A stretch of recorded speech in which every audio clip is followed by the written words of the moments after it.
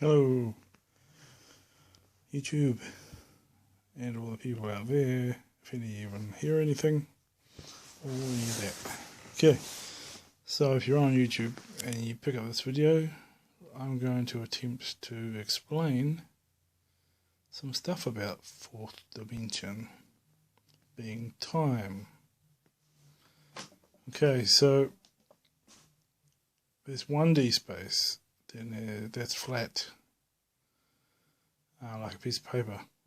And then there's 2D, which is flat in the front of you, so you can only see the outside of my hand, and I can only see this side of my hand. So that's 1D is X, which is horizontal, and 2D is Y and Z, but then 3D is X, Y, and Z. So the horizontal, the depth.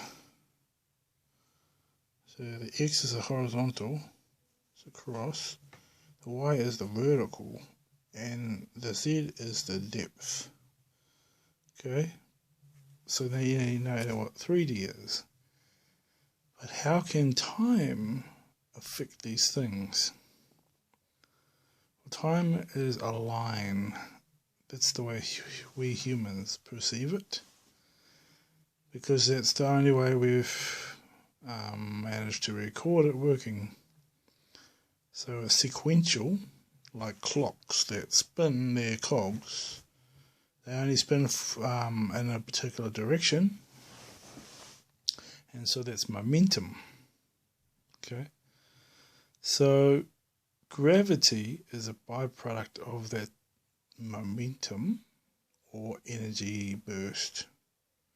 So there's a flux capacitor that was seen to be done to create time travel with capacitors, which is basically just a power source with layers, and they keep away from each other due to plastic, and they have conduction through a type of metal that doesn't like to be detected on a metal detector, though it seems to for some reason. It's to do with electroplating or whatever, or what's plating it has. It's just high capacitor holds a great charge all of a sudden. It's not like a battery where it holds the charge over a term and has a different output. It's capable of a constant output over time. So the flux capacitor is still governed by outputs and what direction that output goes to. So if your ship is going to go upwards, then the y-axis of that polarity has to govern whether it's going up or down or left or right as the x-axis. So it's a positive or a negative polarity, and so for the depth as well. So I believe that if all the flux capacitors are going this way and into the vortex, creating a vortex, then it's going to make a inverse hole, like a black hole.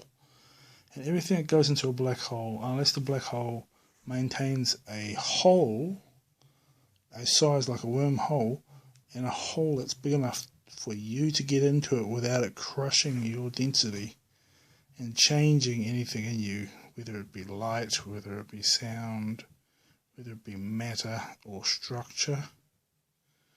So the other dimension is, like, I believe it's a perception of time, because if you get precognition, it's something where you think, well, should I bump that, drop that cup of boiling water on my foot, I can perceive that ahead of time I'll hurt my foot.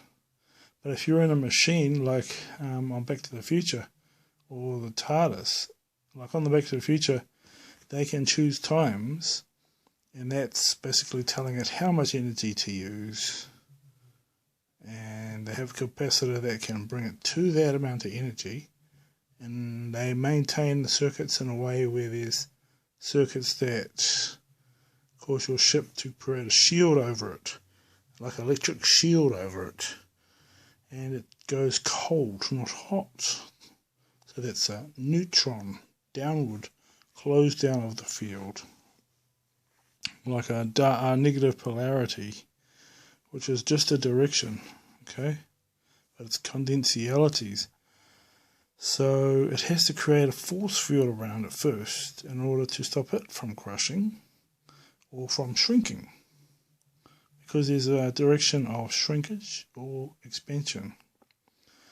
Now, it's been said that there is on Jupiter, there is a subatomic, microatomic, subatomic sized universe right in that planet. The whole thing is a gas form, but in that gas form, it's stable enough to hold another universe. And so therefore there's like these really tiny little critters, and they're probably humanoid or whatever they may be, but they're very tiny. And they really come out of there because the wind holds them in. So is the fourth dimension wind or fire or earth or metal? You know, so what is it?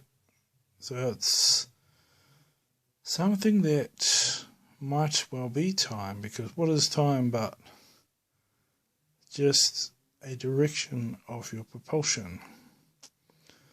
If you could have a craft that was a donut and it could go in repelling, that's outputting, and in direction as well, I think that you might get a time traveling machine.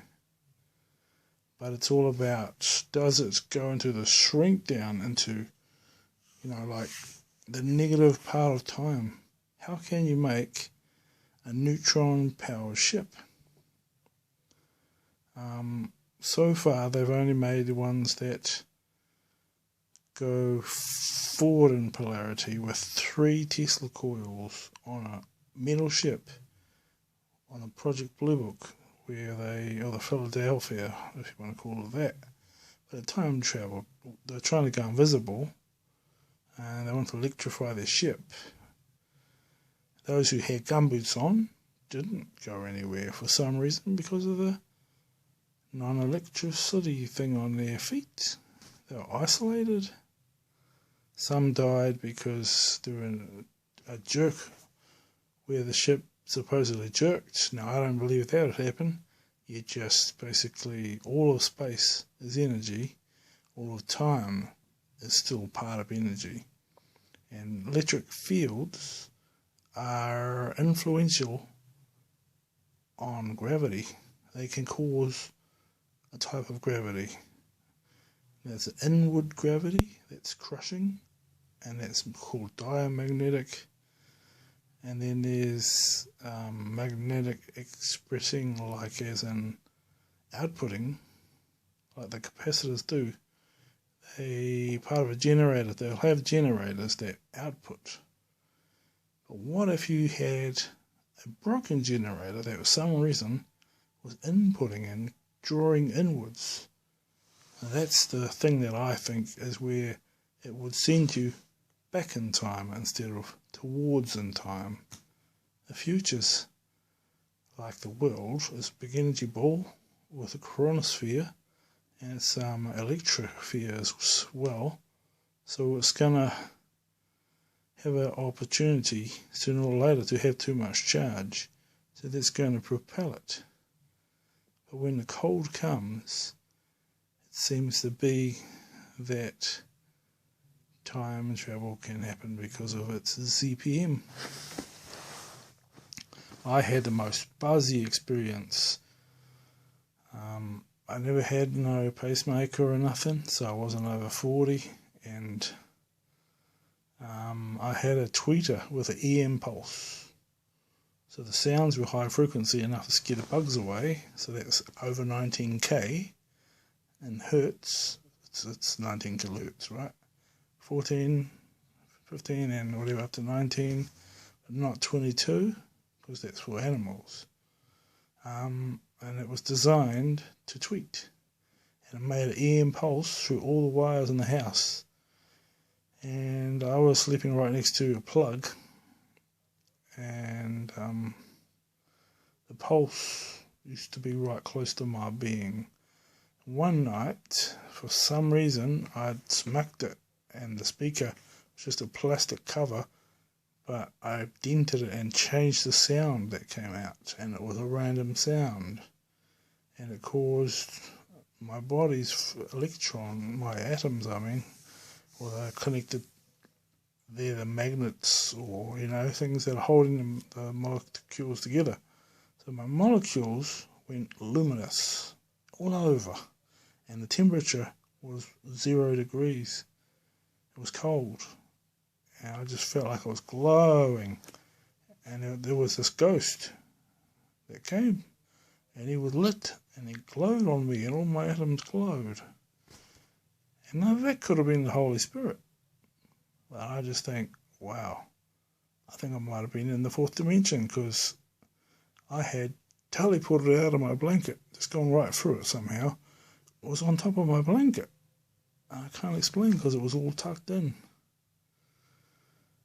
So that was the most weirdest thing. Just like when I died, I was able to traverse all time, forward or back, and I went way back, and this angel came and had to start me to go on it, and said, right, when you come back, you can't know anything. You'll only be allowed to know 2 minutes of beforehand. But I'm like, man, maybe I imagined that, because when I was dead, they put me in a white room. They had this machine that stored your electrons or whatever in a space, and then they could put them back into you just in case they were important. So yeah, they zapped. Would have zapped my heart and all sorts, took that out. But I felt like I was in the nothing. There was a time when I was in the light, and they had shone lights on me, so, probably just my eyes picking that up. Just getting the light in my eyes. They used a lot of lighting when they were operating, but there was just like a silence that I could not explain. And I've had a deja vu of wearing a tie. At the day that I wear a tie, this angel said this to me, the day that you get that taste in your tongue, and it's really numb, and you wearing a tie is your last day. You'll be dead. That day you will be dead forever.